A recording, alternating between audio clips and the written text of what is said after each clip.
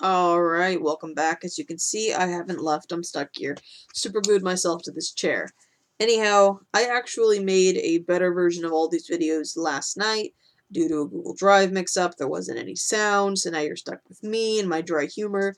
And if I say anything to offend you, I'm not really going to apologize for it, because in life, things are going to offend us. And that's how we learn to grow and to change. For instance, you might be a nose picker, and it might be offensive to you that somebody goes, "Oh my god, you're picking your nose." And you'd be like, "Oh my god, that offends me." Guess what? Get over it. Alright? Oh my, I can't stand people who are like, "Oh my god, you offended me." Life is going to be full of offenses. Life is offensive. Okay, enough with the lecturing, because I'm not a life coach, and I don't want to be one, so that's why we're not here. Okay, I'm putting my notes aside so I can continue working on this with you guys. Okay, so now in our structure, now that I've wasted a minute of talking, I am on part 9 on helping writers become authors.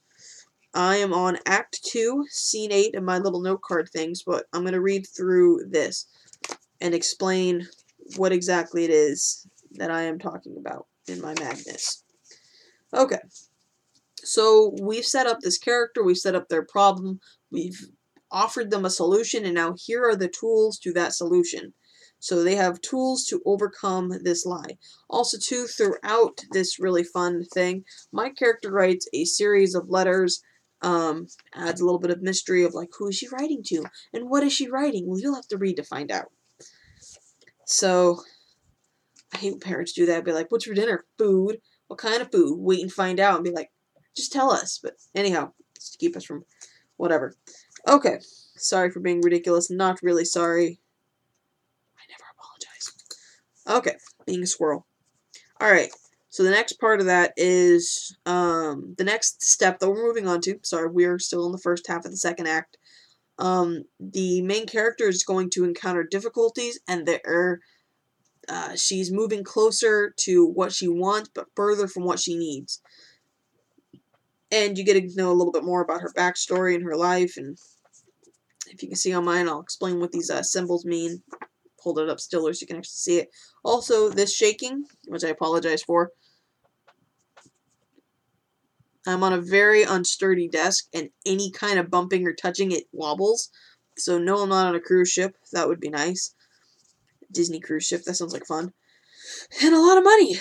Anyhow, the next point of this is to give the main character a glimpse of life without the lie.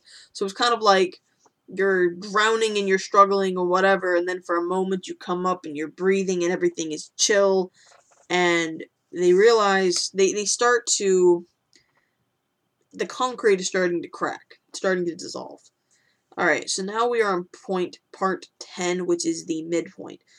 So this midpoint kind of is launched off by another point of view or whatever, and you begin to, you're getting deeper, basically, and the deeper you go, the more stuck you're going to get. So, in a positive change character arc, your protagonist will have spent the first half of the second act blundering around in foreign territory, making mistakes based on false assumptions and getting their hand slapped for every wrong move. But they're also going to have been slowly and maybe even subconsciously learning their lesson and figuring things out.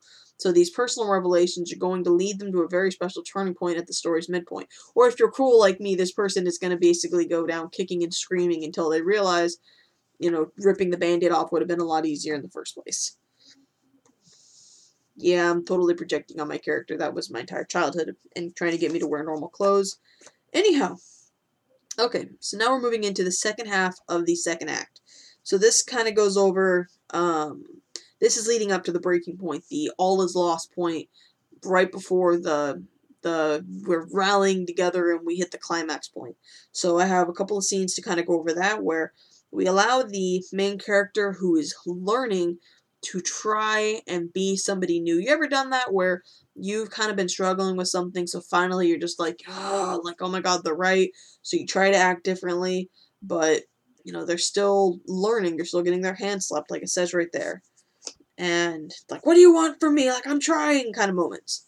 So now we're going to trap the main character between their false belief, their lie, and their truth. And they're beginning to realize, before it's too late, I have to fight this. And then for a minute, it seems that they've won. For a minute, everything is happy. It's kind of like, oh, the movie If I Stay finally came to me. In the movie If I Stay, when it's the barbecue and her character, I don't remember her name in the movie, Chloe Grace Moretz's character, they're all playing the music, singing around the fire, and for a moment you think in my story everything is fine. And then we hit the breaking point when the main character's love interest confronts them because they think that they're cheating on them and they think that there's somebody else, this isn't going to work, and then everything falls apart. So that is my Facebook notifications of my siblings messaging me. French fry, water note, stop. I gave French fry a nickname. She didn't like it, so her nickname's water note. She's gonna hate me for saying that. She hates being called French fry. Who wouldn't? Who would hate being called the name of a delicious, greasy, I swear to the squirrel gods. I even turned my notifications off on here. Okay. You guys can't tell. I am part squirrel. Oh, stop. Alright, I'm going to go before she sends another message. Be sure to go to the next video, and I'm going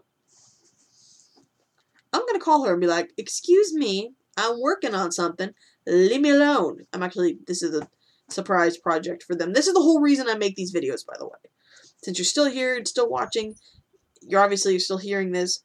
I make these videos for my little sisters. I can't be with them in person, so I make these videos for them, and yeah, that's my target audience. So, I'm going to go. And if you guys have any questions, if anybody else is watching this, you can check the links out below in the description. Join Squirrely's Dre on Patreon. You can shoot me an email, comment below, all that fun stuff. Have a good day.